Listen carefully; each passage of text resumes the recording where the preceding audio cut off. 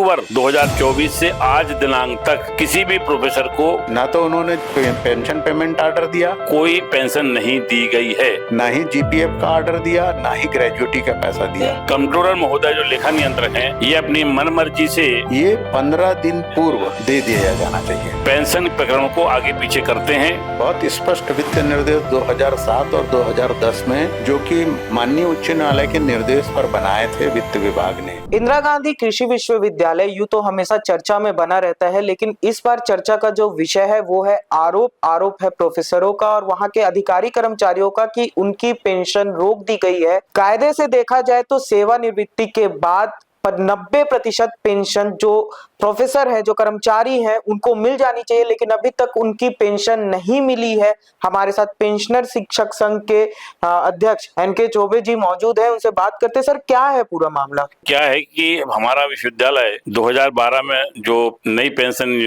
Retirement ये चालू हुई थी, तो 2012 से 2024 तक सभी को सब कुछ मिला। 2012 से 2024 अप्रैल 2024 तक कुछ लोगों को इन्हें 62 साल में रिटायर करके पेंशन दी। अक्टूबर 2024 से आज दिनांक तक किसी भी प्रोफेसर को कोई पेंशन नहीं दी गई है। कुलपति महोदय से कई बार मुलाकात की। कंट्रोलर महोदय जो लेखा नियंत्रक हैं, ये अपनी मनमर्जी से पेंशन प्रकरणों को आगे पीछे करते हैं। कई बार हमने ऐसा देखा है, जो मेरे साथ भी हुआ है। ऑडिट वाले ने हमारी पेंशन का निर्धारण किया, सत्यापन किया और विश्वविद्यालय को भेजा, लेकिन विश्वविद्यालय में जो लेखा नियंत्रक मिस्टर उमेश अग्रवाल जी जो हैं, उनने ऑडिटर से बात की और उसको कहा कि आप इसको पुनः परीक्षण के लिए बुलाइए।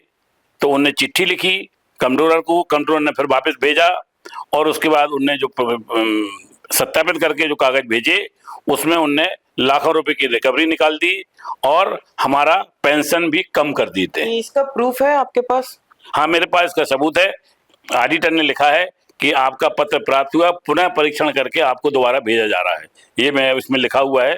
और हमारा जो प्रकरण है, इसमें जो ऑडिटर ने हमको पहले भेजा था, उसमें हमारी पूरी पेंशन फीस करके भेजी थी। उसके बाद दोबारा जब भेजा तो इन्हें हमारा इंक्रीमेंट कम कर दिया और 30 से 35 लाख की रिकवरी इन्हें हमारी निकाली। इसकी रिकवरी सर? वो इंक्रीमेंट जो हम लोगों को पीएचडी के दरमियान हमको मिलना था, नहीं मिलना था, जो मिला हमको, और जिसके लिए विश्वविद्यालय ने हम लोगों के लिए किसी को कोई पत्र नहीं दिया है कि आपका इंक्रीमेंट रोका जाता है या नहीं रोका जाता है, और हम लोगों को पूरा सब कुछ मिला। लेकिन उसके बाद हमारे कुछ साथी जो हैं, हमसे 2 साल, 1 साल 4 महीने 6 महीने पहले रिटायर हुए, उनको 65 साल में रिटायर किया, उनको पूरी पेंशन दी गई और उनका कोई 1 रुपए की रिकवरी नहीं की गई है।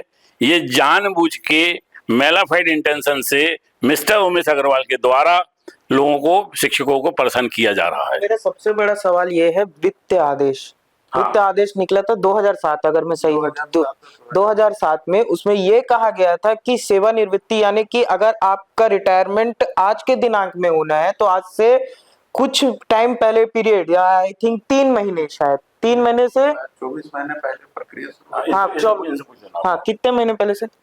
देखिए, जो बहुत स्पष्ट वित्त निर्देश 2007 और 2010 में, जो कि माननीय उच्च न्यायालय के निर्देश पर बनाए थे वित्त विभाग ने, बहुत स्पष्ट रूप से उसमें लिखा हुआ है कि जो व्यक्ति रिटायर हो रहा है, उसके रिटायरमेंट के 24 माह पूर्व उनके समस्त प्रक्रिया पूर्ण कर ली जाए और पेंशन पेमेंट ऑर्डर और जीपीएफ की जो कॉपी है, ये 15 दिन पूर्व दे दिया जाना चाहिए। परंतु अभी ये देखा जा रहा है कि हम लोगों के रिटायरमेंट होने के बाद भी ना तो उन्होंने पेंशन पेमेंट ऑर्डर दिया, ना ही जीपीएफ का ऑर्डर दिया, ना ही ग्रेजुएटी का पैसा दिया। कायदे से जो ऑडिट की जो भी प्रक्रिया थी, पुनरीक्षण करना था, रिकवरी का जो भी होना था, ये तो पहले होना चाहिए था। नहीं, पहली बात तो ये देखिए, जो वित्त निर्देश है बहुत स्पष्ट रूप से उसमें लिखा हुआ है। क्या हो रहा है कि पहले भी कई प्रकरण उच्च न्यायालय में जाते थे, माननीय उच्च न्यायालय के निर्देश के हिसाब से वित्त विभाग ने कमेटी बनाई, कमेटी के निर्देशों के पालन में ही उन्होंने कुछ नियम कानून बनाए, जिसमें स्पष्ट रूप से लिखा है कि जो व्यक्ति रिटायर हो रहा है उसकी सारी प्रक्रिया 2 साल पहले कर ली जाए और उसके रिटायरमेंट के 15 दिन पहले, ताकि उसको पीपीओ पेंशन पेमेंट ऑर्डर दे दिया जाए। अगर किसी कारणवश यह नहीं हो पाता है तो वित्त निर्देश यह भी कहता है कि उस व्यक्ति के रिटायरमेंट में, अगर मान लीजिए 31 मई को कोई व्यक्ति रिटायर हो रहा है और 31 मई को उसका पीपीओ ऑर्डर किसी कारणवश अगर नहीं बन पाया, तो जून के प्रथम दिन उसके 90% पेंशन पेमेंट का ऑर्डर प्लस ग्रेजुटी के भुगतान का तत्काल ऑर्डर हो जाना चाहिए, जो कि शासन में होता है।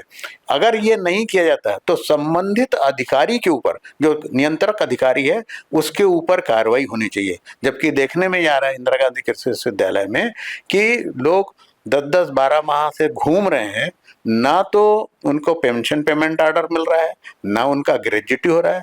मैं अपने केस की अगर व्यक्तिगत से बात करूं तो मेरे केस में तो इन्होंने मेरा जीपीएफ भी रोक के रख दिया है।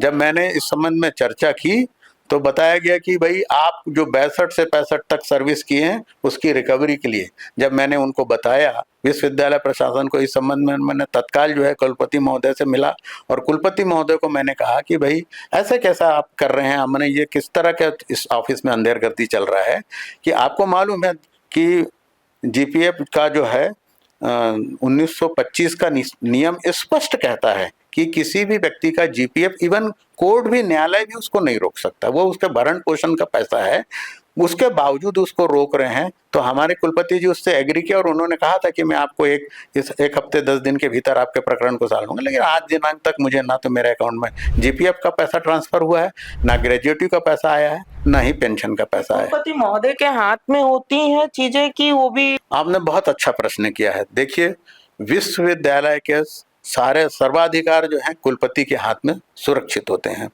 हमारा एक्ट इंस्टीट्यूट के हिसाब से कैसा क्या कार्य करना है, ये सब का प्रावधान हमारे एक्ट में लिखा हुआ है। जिस बात को लेकर लेखा नियंत्रक अधिकारी यह कह रहे हैं कि यह लोगों को 62 साल के उम्र में रिटायर करने की बात कर रहे हैं, तो मेरा तो सबसे पहला आपत्ति यही है कि क्या वित्त विभाग का कोई व्यक्ति इतना बड़ा है कि वो छत्तीसगढ़ के विधानसभा, मध्य प्रदेश के विधानसभा से पारित अधिनियम के ऊपर प्रश्न चिन्ह लगाए? ये तो मुझे आज बड़ा आश्चर्य होता है कि इतना बड़ा प्रश्न चिन्ह लगाने के बाद ऐसा नहीं है कि हमारा एसोसिएशन किसी से नहीं मिला।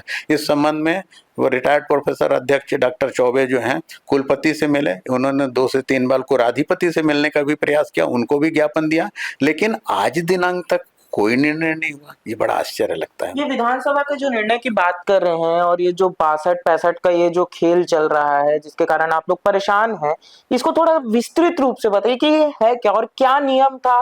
क्योंकि मध्य प्रदेश की विधानसभा, क्योंकि पहले छत्तीसगढ़ और विधानसभा मध्य प्रदेश एक साथ थे, विधानसभा एक थी, उसमें भी ये शायद नियम आया था, फिर छत्तीसगढ़ ने भी उसको एक्सेप्ट किया। तो ये इसको थोड़ा हमारे दर्शकों को विस्तृत रूप से बताइए। मैं बताता हूँ आपको। देखिए, जिस समय 7वां वेतन आयोग आया था, उस समय ये शर्त रखी गई थी कि अगर कोई प्रोफेसर की क्योंकि उच्च शिक्षण संस्थाओं में कमी पाई गई थी, तो ऐसी स्थिति में यूजीसी ने 62 से 65 तक जो शिक्षक प्रोफेसर कार्य करना चाहते हैं, तो उनके लिए उन्होंने यह प्रावधान रखा था कि उच्च शिक्षण संस्थानों में 2012 में से यह नियम लागू हुआ था, तो 62 से उनके सेवानिवृत्ति की आयु 65 वर्ष तक कर दी गई थी। और उसी अनुरूप हमारा छत्तीसगढ़ राज्य भी जो है उच्च शिक्षा विभाग ने इसको पहले अंकित किया। चूंकि कृषि विश्वविद्यालय जो है कृषि विभाग के अंतर्गत आता है, तो कृषि विभाग से अनुमोदित होने के उपरांत इंदिरा गांधी कृषि विश्वविद्यालय में यह नियम लागू हुआ, जो कि राजभवन के आदेश के अनुसार लागू हुआ था और जिसमें साफ साफ में उन्होंने लिखा था कि ऐसे प्रोफेसर जो शिक्षण कार्य करने में इच्छुक हैं, वो एक अंडरटेकिंग देंगे कि वो उस 62 से 65 तक एज क्लासरूम प्रोफेसर के रूप में कार्य करना चाहते हैं।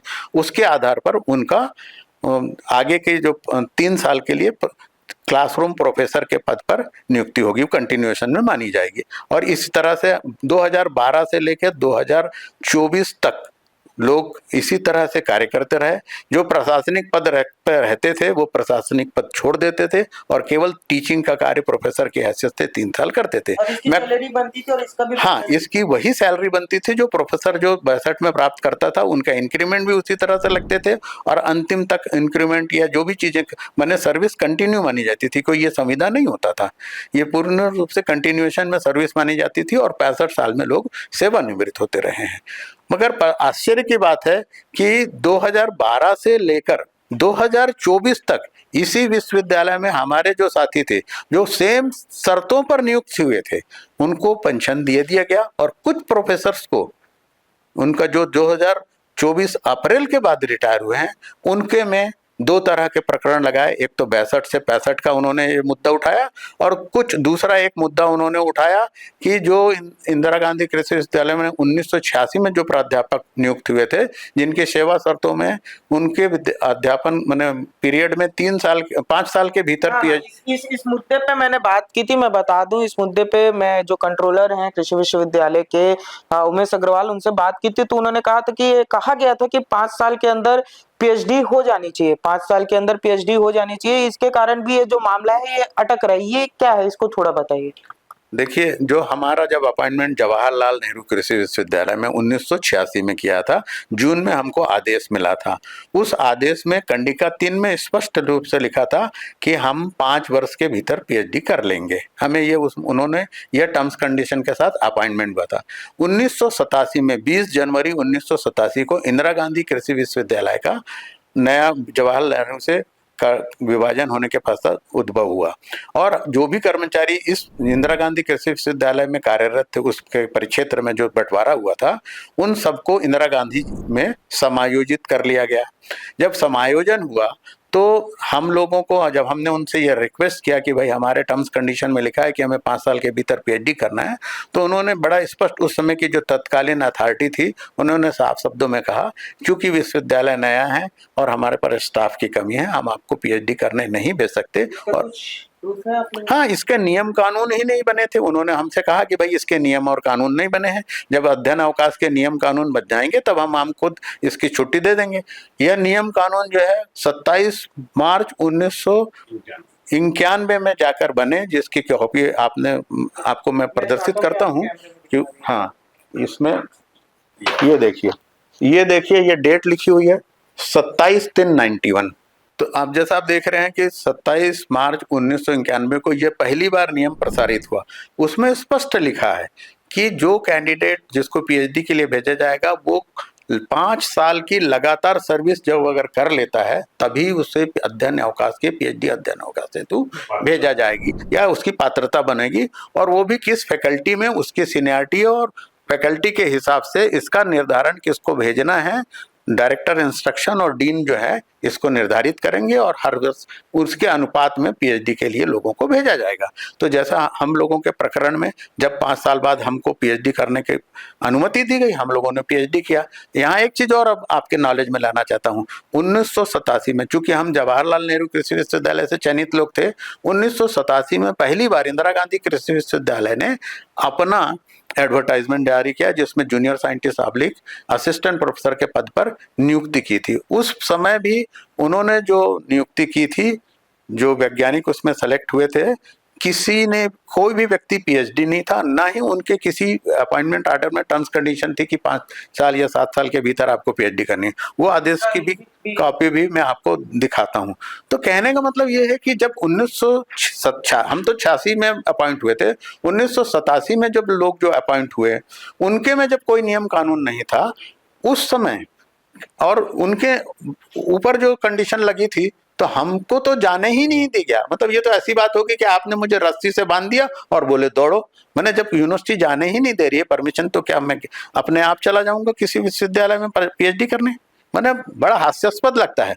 हमने इस संबंध में भी कुलपति जी से बात की, और बोलते हैं नहीं, ये तो गलत है। और मैं एक चीज और जाना, इसी तरह के कंडीशन में मेरे जो साथी थे, हम जैसे 25 लोग अगर अपॉइंट हुए थे, तो 20 लोग जो सिमिलर टर्म कंडीशन पे अपॉइंट हुए थे, वो रिटायर हो गए, उनको सारा बेनिफिट दे दिया। हमारे ऊपर ये क्यों लागू किया जा रहा है? अगर करना था तो पहले दिन से पहले व्यक्ति को। और इसकी चीज और बताता हूँ, राइट फ्रॉम फर्स्ट डे, जिस दिन हम अपॉइंट हुए थे, आज तक कभी भी विश्वविद्यालय हमसे कोई करस्पॉन्डेंस नहीं किया है कि आपने पीएचडी नहीं किया तो इसलिए आपके, हमारे सारे बेनिफिट हमको ड्यू टाइम पे मिलते गए। जो बात होती है वेतन फिक्सेशन की, हर समय जो वेतन फिक्सेशन जिस समय होना चाहिए टाइमली हुआ, कहीं कोई आधार नहीं था कि हमारे कोई उसमें काटा गया हो। तो एकदम से नींद खुलती है। हाँ। और नए फरमान आ जाते हैं। बिल्कुल, ये तो ऐसा हो गया कि मैं तो यही बोलूंगा कि मैंने तो यही पढ़ा है कि 2 दूनी 4 होता है। अब ये बताया जा रहा है हमें 2 दूनी 5 होता है, और आप प्रूफ करिए। मैंने, ये तो ऐसा अजब गजब खेल हो गया है। मतलब किसी को तंग करना है तो मेरी मर्जी, हैं। और ये जान तो बड़ा क्लियर है भाई, जिन मेरे साथ के अगर 20 लोग अपॉइंट हुए हैं सेम टर्म्स कंडीशन में, उन सबका पेंशन फिक्स। मेरे बाद लोग जो पीएचडी किए, मैं तो और एक चीज और बोलता हूं, जो मुझसे बाद में पीएचडी 10-10 साल बाद पीएचडी किए, उनको सारे टर्म्स कंडीशन में उनको उनके पेंशन हो गए, कहीं कोई उनकी कटौती नहीं हुई, कहीं कहीं अवरोध नहीं हुआ।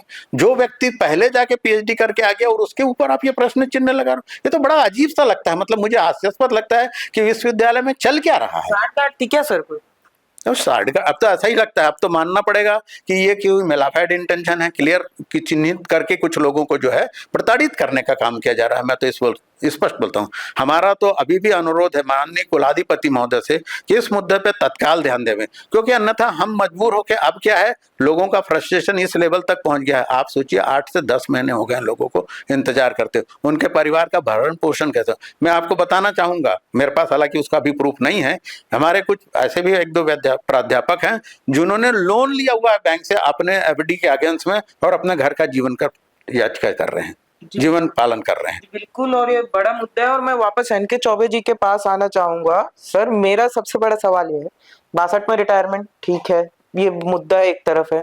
65 तक पढ़ाया, अब जब पढ़ाया, आपने सेवा दी, जिनको पढ़ाया जाए वो ग्रेजुएशन के हो, पोस्ट ग्रेजुएशन के हो, पीएचडी के हो, तो फिर तो उनकी पढ़ाई के ऊपर भी तो सवाल उठ रहे सर। बिल्कुल सही प्रश्न आपने पूछा है, और मेरा भी कहना यही है कि यदि 62 से 65 की हमें सर्विस को नहीं मानते हैं, तो इसके बीच में हमने जो किसी भी बीएससी, एमएससी, पीएचडी वालों को पढ़ाया है, थीसिस कराई है, उनका जो भी काम किया है वो ऑटोमेटिक शून्य हो जाएगा। तो इसमें हजारों बच्चों का जीवन, उनका फ्यूचर, उनका भविष्य अंधकार में चला जाएगा। हजारों बच्चों का। तो निश्चित रूप से शासन को इसमें, मतलब ठीक है मेरा तो जो भी है, लेकिन उन हजारों बच्चों का क्या होगा जो बच्चों को हमने पढ़ाया, जिनको रिजल्ट हमने दिया, जिनकी डिग्री कराई हमने, उनके हिसाब से निश्चित रूप से उनका भविष्य अंधकार में है। और एक ही और मैं आपको बता दूं, मेरे पास अभी ये भी प्रूफ है, विश्वविद्यालय हमको आदेश देता है कि आपको कब रिटायर करना है। ये आदेश निकाला है कि आपको 65 साल की उम्र में आपको रिटायर किया जाता है, विश्वविद्यालय आदेश निकालता है।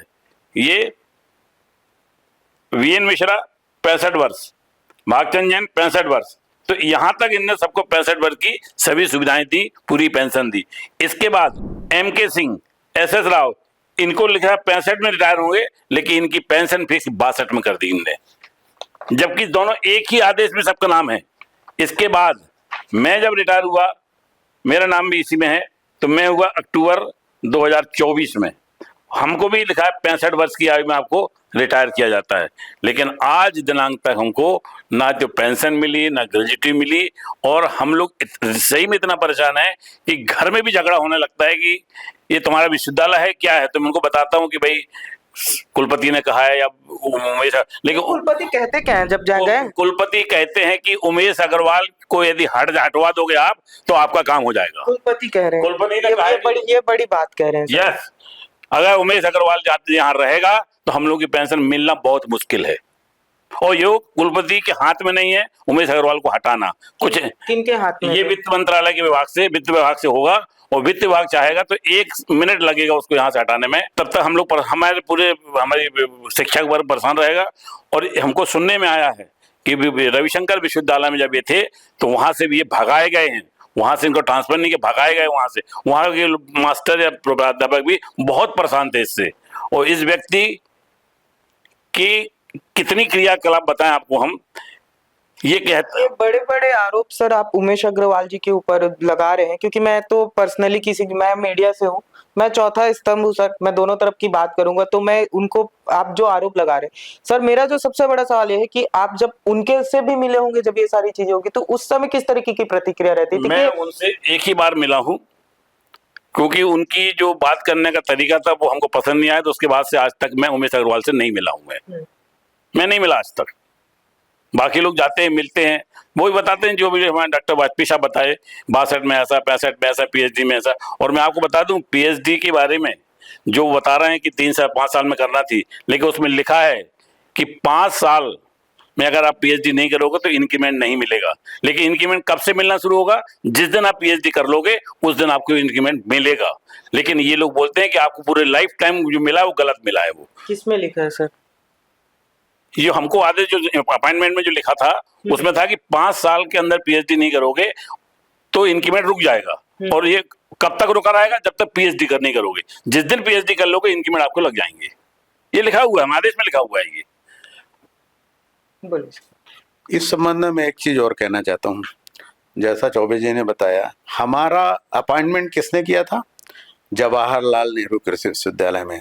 और हम कहाँ समायोजित हुए थे? इंदिरा गांधी में। तो हमारे ऊपर पहला जो है, जैसा कि कहीं भी जब बाइफर्केशन होता है तो वो होस्ट इंस्टीट्यूट से किसी मामले में कोई चीज़ों में कमी नहीं आएगी, ये हर जगह लिखा होता है। मैं आपको जो आदेश दिखा रहा हूँ, जो जवाहरलाल नेहरू कृषि विश्वविद्यालय में भी 65 से 65 वर्षों तक, इसमें मैं आपको आदेश की प्रति दिखाता हूँ, जिसमें जवाहरलाल नेहरू कृषि विश्वविद्यालय ने अपने शिक्षकों और वैज्ञानिकों के लिए साफ शब्दों में लिखा हुआ है। ये देखिए, अब मैं चाहूंगा कि आप दिखाइए, इसमें साफ लिखा है कि मैं थोड़ा सा कैमरे के पास कर देता हूँ कि जो शिक्षक और वैज्ञानिक, ये हमेशा जो है ना, ये मुद्दा कहाँ से उठा? हमारे कंट्रोलर महोदय ने ये कहा कि आपका धारणा अधिकार जो है वैज्ञानिक के पद पर है।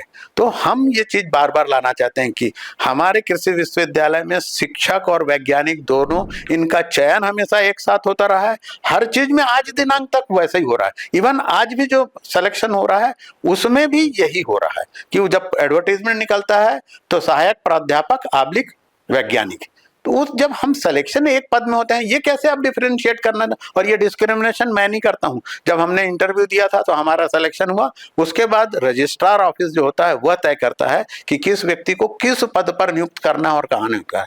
हमारा सिलेक्शन हमने असिस्टेंट प्रोफेसर / जूनियर साइंटिस्ट में किया।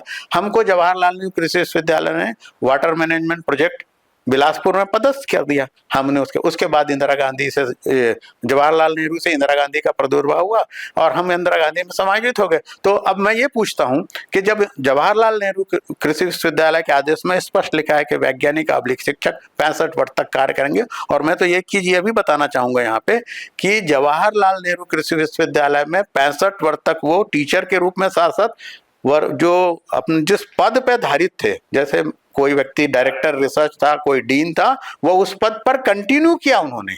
हमारे यहाँ तो ये बात हुई कि हमको हटा दिया गया। जैसे मैं अपने व्यक्तिगत बात करता हूँ कि मैं संचालक अनुसंधान था, संचालक निर्देशक था, विस्तार सेवाएं भी था। 62 वर्ष की आयु पूर्ण होने पर मैंने वो दोनों पद त्याग दिए और उसके बाद मैंने क्लासरूम प्रोफेसर की हैसियत से कार्य शुरू किया और 62 से लेकर 65 तक सिर्फ मैंने टीचिंग का कार्य किया, जिसमें मैंने यूजी को पढ़ाया, पीजी को पढ़ाया, पीएचडी को पढ़ाया। अगर मेरे 62 और 65 के ऊपर प्रश्न चिन्ह है तो मैं तो ये बोलता हूँ कि उन बच्चों का क्या होगा जिनको मैंने पढ़ाया है। नहीं, ये सवाल मैंने भी पूछा, मैंने एनके चौबे जी से पूछा भी, आप साथ में थे, कि जब आप कह रहे हैं कि आपकी मान्यता ही खत्म हो गई, 62 साल तक आपको रिटायरमेंट दे दिया, 65 साल तक आप पढ़ा रहे थे, तो बहुत बड़ा सवाल है ये। तो उन बच्चों की पढ़ाई के ऊपर भी सवाल है ना, उनकी तो डिग्री जो थीसिस थी, जो डिग्री थी, जो रिजल्ट, वही 0 हो गया सर। सवाल ही नहीं उठता। यही तो मैं बोल रहा हूँ, मना आप इसी से समझ सकते हैं मना किस तरह का एक, जिसको बोलते हैं ना, बेबुनियाद आरोप लगाकर पेंशन रोका गया है। मतलब मुझे आश्चर्य होता है, मुझे कहने में थोड़ी सी ये बात की दुख भी होता है। मैं अपने दर्शकों को थोड़ा प्यार, मतलब अच्छी भाषा में अगर समझाने की कोशिश करूं कि मैं अगर किसी यूनिवर्सिटी में पढ़ता हूं, अब मुझे कोई प्रोफेसर पढ़ा रहे हैं, अब वो प्रोफेसर उसको मान ही नहीं रहे हैं, मतलब मुझे पढ़ाने वाला अगर कोई प्रोफेसर है और उसे प्रोफेसर ही नहीं माना जा रहा, तो मेरी पढ़ाई किस काम की? बिल्कुल यही तो बात होनी। मतलब आप ये बताइए कि विश्वविद्यालय, जैसे अभी आपको चौबे साहब ने बताया, विश्वविद्यालय खुद अपने आदेश में लिख रहा है, मैं नहीं लिख रहा हूं कि आपका रिटायरमेंट 65 वर्ष की उम्र इस दिनांक को किया जा रहा है, और आज आप वही विश्वविद्यालय का दूसरा अधिकारी जो है उस बात को मानने से, मतलब आपस में इतनी कंट्रोवर्सी। मुझे ये समझ में नहीं आता कि विश्वविद्यालय के कुलपति या रजिस्ट्रार बड़े हैं या कोई लेखा नियंत्रक वाली बात हो गई कि मेरे पिताजी मुझे कह रहे हैं कि तुम्हारा नाम राघवेंद्र पांडे है, लेकिन तुम्हारा राघवेंद्र पांडे नाम नहीं हो सकता है क्योंकि तुम्हारा कुछ और है। हाँ, ये तो यही बात हो गई। बिल्कुल आपने बिल्कुल सही तर्क दिया। मैं इस चीज को, मैं आप जैसा कह रहे हैं, मैंने तो आज तक जीवन में 2 दूनी 4 ही पढ़ा था, अब ये 2 दूनी 5 पढ़ाया जा रहा है, ये मुझे डाइजेस्ट नहीं हो रहा है। और इसके लिए मैं जिस लेवल पे थे, हम तो मजबूर हैं। हम तो सोचते थे कि शासन से भी हमने रिक्वेस्ट किया है, अपने कुलपति जी से भी हमने रिक्वेस्ट किया और कुलाधिपति जी से भी रिक्वेस्ट किया है, मगर अब ऐसा लग रहा है कि अगर इस भविष्य में अगर किसी ने हमारे ऊपर ध्यान नहीं दिया तो मजबूर होकर अब हमको कोर्ट में जाना पड़ेगा। और और जब कोर्ट में जाना पड़ेगा तो ये सारी चीजें वहीं सेटल होंगी, मुझे ऐसा लगता है। क्योंकि बात यहाँ पास ये है क्योंकि वित्तीय निर्देश जो वित्त आदेश है उसको भी नहीं मान रहे और कायदे से कार्रवाई होनी चाहिए कंट्रोलर के ऊपर। ये तो आप जो बोल रहे हैं, मैं यही बोलता हूं कि जब छत्तीसगढ़ शासन से या जब विश्वविद्यालय के किसी हमारे साथी ने ये पूछा था कि भाई आपके यहाँ कौन से नियम कानून चलते हैं। देखिए, एक बात यह तय है कि विश्वविद्यालय ऑटोनोमस वादी है तो स्वशासी संस्था होती है, लेकिन जब ये पूछा गया कि भाई आपके यहाँ कोई अलग नियम कानून है क्या पेंशन के लिए और इसके लिए, तो उन्होंने बोला नहीं, जो छत्तीसगढ़ शासन के जो पेंशन अधिनियम है वही हमारे ऊपर लागू होते हैं। तो उस अधिनियम और उस परिनियम और जो वित्त निर्देश हैं उसमें तो बड़ा क्लियर लिखा हुआ है कि अगर आप किसी व्यक्ति का पेंशन समय पर नहीं करते हैं तो जो कंट्रोलिंग ऑफिसर है वो तब तक तनख्वाह जून में ये एक एफिडेविट देगा कि मेरे पास कोई मेरे वो मतलब पेंशन कोई प्रकरण जो है लंबित नहीं है। और दूसरा, मैं यहाँ पे विश्वविद्यालय पे भी ये प्रश्न चिन्ह लगाना चाहता हूँ कि जब वो व्यक्ति नहीं कर रहे हैं तो वित्त निर्देशों की धज्जियां उड़ रही हैं। 2007 और 2010 के स्पष्ट निर्देश हैं कि कंट्रोलिंग ऑफिसर के ऊपर उसके ऊपर कार्रवाई होनी चाहिए। तो इसका मतलब विश्वविद्यालय हमारा कोई कार्रवाई नहीं कर रहा है। बोल रहे हैं सर, लेकिन वहाँ के कुलपति ही बोल रहे हैं, क्योंकि मैंने नहीं कह रहा, ये एनके चौबे सर कह रहे थे कि कुलपति बोल रहे कि उनको निकाल दो। अब ऑटोनोमस बॉडी है, अब वहां पर कुलपति ही कुछ नहीं कर पा रहे, वो दूसरे को बोल रहे कि उनको निकाल दो। ये बड़ा आश्चर्य का विषय, यही तो बात है। ये बात जैसा मुझे पता लगा है, हमारे जो भारत पेंशन समाज के अध्यक्ष नामदेव जी कुलपति जी से मिलने गए थे, तब शायद इस पे चर्चा हुई थी। हालांकि मैं उस समय उपस्थित नहीं था कुलपति जी के कक्ष में, लेकिन मुझे बाद में जरूर पता लगा था कि उन्होंने इस तरह की बातें कही हैं जो मेरे चूंकि ये मेरे सामने नहीं है, इसमें चौबे जी साथ थे, इसलिए वो हमें बताया गया है, ये हमें एनके चौबे सर आपने बताया है। लेकिन अगर ऐसा है, अब मैं बार बार बोल रहा हूँ, इसका कोई प्रमाण नहीं है और बिना प्रमाण की बात अभी बोली गई है, लेकिन अगर ऐसा है तो ये बड़ी बात है सर, क्योंकि कुलपति मतलब जिस तरीके से अगर मैं बात करूं रायपुर में, तो रायपुर के कर्ता धर्ता महापौर होते हैं, वैसे कुलपति होते हैं उस यूनिवर्सिटी का ऑटोनोमस बॉडी, कुलपति के ही हाथ में सब चीज। अब वही नहीं, वो ही नहीं कर पा रहे हैं तो और कौन करेगा? जाएगा अगर बच्चे को ही कोई तकलीफ है वहां पढ़ने वाले, तो किसके पास जाएगा? कुलपति के पास ही तो जाएगा। भक्त को परेशानी होगी तो भगवान के पास ही तो जाएगा। भगवान बोलेगा कि आप फलाने को बोल दो, निकाल दो, तो फिर ये कैसा, ये कुछ अजीब चल रहा है। ये बहुत सही बोल रहे हैं आप, ये बहुत अजीब सी बात है। इस संबंध में मतलब जिसको कहते हैं ना, क्योंकि हमारे अध्यापक गण सब पीड़ित हैं, हम जिन जिन लोगों से गुहार कर सकते थे उनसे गुहार लगाई हमने। अभी 2 दिन पहले ही हम लोगों ने अपने प्रबंध मंडल के सदस्यों से भी निवेदन किया। जो हमारा बोर्ड ऑफ मैनेजमेंट होता है जिसमें सारी चीजें पास होती हैं, हमें इस चीज का भी जानकारी मिली है कि हमारे विश्वविद्यालय में पेंशन के जो फंड की जो आवश्यकता थी, जिसको कि मध्य प्रदेश चूंकि जब हमारा था उस समय हम 1995 में जो है हमारे एक्ट एंड इंस्टीट्यूट में परिवर्तन हुआ था। अध्याय 10 में तब जीपीएफ का प्रावधान हुआ था। पहले विश्वविद्यालय में जो प्रोफेसर कार्य करते थे उनके लिए सीपीएफ का, कंट्रीब्यूटरी प्रोविडेंट फंड का प्रावधान होता था। जितना पैसा विश्वविद्यालय देता था उतना ही एम्प्लॉय अपने कटौती कराता था तो जमा होता था। लेकिन 1995 में विधानसभा मध्य प्रदेश में हमारे राज्यपाल महोदय ने तब जवाहरलाल नेहरू कृषि विश्वविद्यालय में ये प्रावधान किया, जिसमें अध्याय 10 जोड़ा गया। अध्याय 10 में जीपीएफ का प्रावधान किया गया और उसमें विश्वविद्यालय से ऑप्शन मंगाया गया प्रोफेसरों से कि कौन जीपीएफ में रहना है, कौन सीपीएफ में रहना है। हमारे ज्यादातर प्रोफेसर थे, मेरे ख्याल से कोई भी नहीं बचा है जो मेरे नॉलेज में है। सारे लोगों ने, पहले कुछ 1-2 प्रोफेसर थे जिन्होंने सीपीएफ ऑप्ट किया था, लेकिन बाद में उन्होंने भी जीपीएफ ले लिया था। तो सभी लोग जीपीएफ में हैं और जीपीएफ के प्रावधान के हिसाब से ही सबका पेंशन फिक्सेशन निर्धारण आज दिनांक तक हो जाना चाहिए था। लेकिन कुछ चीजें मुझे जब यहाँ पे, चूंकि अब मीडिया से हम बात कर रहे हैं तो ये भी आपके संज्ञान में लाना चाहूंगा कि उसमें स्पष्ट प्रावधान किया गया था जो हमारे एक्ट में जो राज्यपाल महोदय ने मध्य प्रदेश के किया था कि जो पेंशन अधिनियम जो है लागू हुए हैं, जो मध्य प्रदेश की जो सेवा शर्तों में थे, वही नियम कानून जो है हमारे ऊपर भी लागू होंगे। उस समय चूंकि हम मध्य प्रदेश में शासित थे तो इंदिरा गांधी में उस समय मध्य प्रदेश के हिसाब से वो शामिल किया गया था। और उसके जो फंड की जो है, खास करके जो पेंशन फंड की व्यवस्था करने की जिम्मेदारी जो है लेखा नियंत्रक की। मुझे यह ज्ञात हुआ कि आज तक विश्वविद्यालय में पेंशन फंड तक का निर्माण नहीं हुआ है। बड़ा आश्चर्य का, माने जो लोग हमारे इन पे प्रश्न लगा रहे हैं वो लोग आज तक पेंशन फंड का, जबकि इसके लिए साफ प्रावधान है। हम, मुझे ऐसा पता लगा है कि वो बोलते हैं आपने वित्त से इसको पास नहीं कराया, इसने किया, तो ये सब कार्य तो विश्वविद्यालय प्रशासन का है, हम लोग प्रोफेसर का तो नहीं काम है ये कि आपका अगर कहीं कोई प्रावधान आ रहा है तो सरकार उसको पूरा करे। जी बिल्कुल। सर, अभी तक आप किनके पास अपनी शिकायत लेके जा चुके हैं? मैंने सबसे पहले तो अपने रजिस्ट्रार को मैंने लिखित में दिया और 3 बार लिख के दिया कि मेरे को पेंशन नहीं मिल रही है, इससे हमको क्या क्या तकलीफ है। उसके बाद कुलपति महोदय से मिला, उनको बताया कि सर ऐसा ऐसा हम परेशान हैं हम सभी लोग। उसके बाद फिर हम गवर्नर हाउस राज्यपाल महोदय जी के पास गए, हमने उनको पत्र दिया कि सर हम आपसे मिलना चाहते हैं। हमने अपनी पूरी समस्या उनको लिखित में दी, सबके ऑर्डर वगैरह लगा के दिए कि सर हमको थोड़ा समय दिया जाए, मैं आपसे निवेदन करता हूं कि हमारी समस्याओं को सुना जाए। इसके बाद हम लोग फिर एपीसी जो प्रोडक्शन कमिश्नर होते हैं, क्या प्रोडक्शन कृषि उत्पादन आयुक्त, उनसे भी मुलाकात की। उनने भी बोला कि भाई ऐसा तो नहीं होना चाहिए, क्यों हो रहा है मैं देखती हूँ मैं। उसके बाद फिर मैं अपने बोर्ड मेंबर जो हमारे होते हैं, हमारे विश्वविद्यालय में एक बोर्ड होता है और उस बोर्ड मेंबर उसके शासन उसको नियुक्त करता है, जिसके 3-3 महीने में मीटिंग भी होती है। हाँ, तो मैं वही हम जब मिले तो उनसे मैंने पूछा कि सर मीटिंग कब से नहीं हुई, तो उन्होंने बताया कि 1 साल हो गया अभी तक कोई बोर्ड मीटिंग नहीं हुई है। और मैं निश्चित रूप से इस चीज को आपसे भी निवेदन करूंगा कि विश्वविद्यालय की उसमें लिखा हुआ कि हर 3 महीने में एक बोर्ड मीटिंग होना चाहिए, जो 1 साल से नहीं की गई। हमको एक प्रबंध मंडल के सदस्य ने हमको बताया, तो ये भी एक बहुत बड़ा आरोप है जो कि उन्होंने लगाया कि कोई मीटिंग नहीं हो रही यहाँ पर, जो भी काम हो रहा है वो आपस में मिल बांट के हो रहा है और प्रबंध मंडल में कोई चीज नहीं जा रही है। इसके साथ में एक चीज आपको निवेदन का भी मेरे को याद आया, जो हमारे ऑडिटर महोदय मिस्टर बंसपाल जी जो हैं, वो विश्वविद्यालय में कुलपति जी से मिले, कुलपति जी को बताया कि जो पीएचडी वाला हम लोग का जो प्रॉब्लम है, आप उसको एक ऑर्डर बना के हमको दे दो कि in anticipation to the approval of the board, मतलब बोर्ड से पास होने की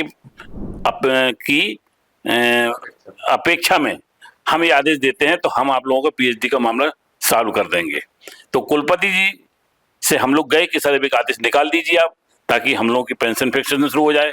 उनका कहना था कि अगर बोर्ड पास नहीं करेगा तो क्या होगा।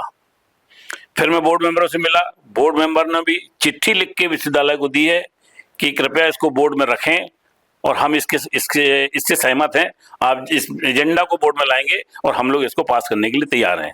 तो अब मैं आपके माध्यम से कुलपति महोदय से निवेदन करना चाहता हूं कि उसमें पास होने की अपेक्षा में कुलपति जी एक आदेश निकाल दें कि आपका पीएचडी का जो मामला है उसको शिथिल किया जाता है, शिथिल किया जाता है, क्योंकि हमारे यहाँ के नियम ही बाद में बने तो ये चीज की जा सकती है। और ऐसा ऑडिटर का भी कहना है कि अगर आप ऐसा आदेश दोगे तो हम इनके पेंशन फिक्सेशन शुरू कर देंगे हम।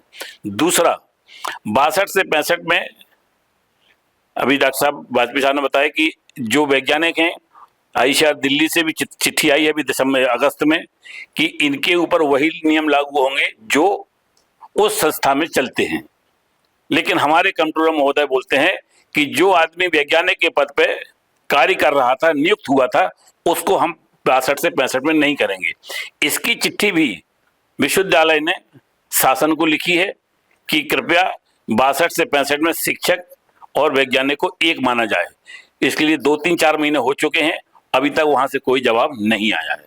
जी बिल्कुल, और ये बड़ी समस्या है क्योंकि जो प्रोफेसर होते हैं, जो शिक्षक होते हैं, वो आने वाली पीढ़ी का निर्माण करते हैं और वही परेशान है, वो अपने हक के पैसे के लिए परेशान है, जो शासन से उनको मिलना चाहिए, जो उनका राइट है उसको पाने के लिए परेशान है। और ये जिस तरीके की बातें अभी सामने आई है, ये कहना गलत नहीं होगा कि इंदिरा गांधी कृषि विश्वविद्यालय भगवान भरोसे चल रहा है, क्योंकि कुलपति महोदय से भी बात कर रहे हैं, अपने हक की बात कर रहे हैं, लेकिन जो काम होना चाहिए वो हो नहीं पा रहा है। और सबसे बड़ा सवाल ये उठता है कि वित्तीय आदेश, वित्तीय निर्देश जो भी है, जो निकला है, जिसमें ये कहा गया है कि पेंशन की जो प्रक्रिया है, जो भी पूरा लेखा जोखा होना चाहिए वो पहले हो जाना चाहिए सेवानिवृत्ति के, और सेवानिवृत्ति होने के बाद 90% जो पेंशन है वो मिल जाना चाहिए, लेकिन ये नहीं हुआ है। और उसमें ये भी लिखा है कि कंट्रोलर के ऊपर इसके बाद कार्रवाई होनी चाहिए अगर ऐसा नहीं हो पा रहा है तो ये बहुत बड़ा सवाल है ये प्रक्रिया को लेके, सवाल है कि क्या कर रहा है प्रशासन, शासन। और ऑटोनॉमस बॉडी है कृषि विश्वविद्यालय, इंदिरा गांधी कृषि विश्वविद्यालय, तो ऑटोनॉमस बॉडी में जो संचालक है, जो वहां बैठे लोग हैं, वो क्या कर रहे हैं और क्यों परेशान हो रहे हैं? वो लोग जो आने वाले समय के भविष्य का निर्माण करते हैं, वो ऐसे लोग छत्तीसगढ़ में क्यों परेशान हो रहे हैं? ये बड़ा सवाल है। और क्या इनकी समस्याओं का हल हो पाएगा, ये देखने का विषय है। हमारा काम था अब तक सच्चाई को लाना, जो चल रहा है वो लाना, हमने दिखाया है। बाकी खबरों के लिए बने रहिए हमारे साथ जनधारा 24/7 पर।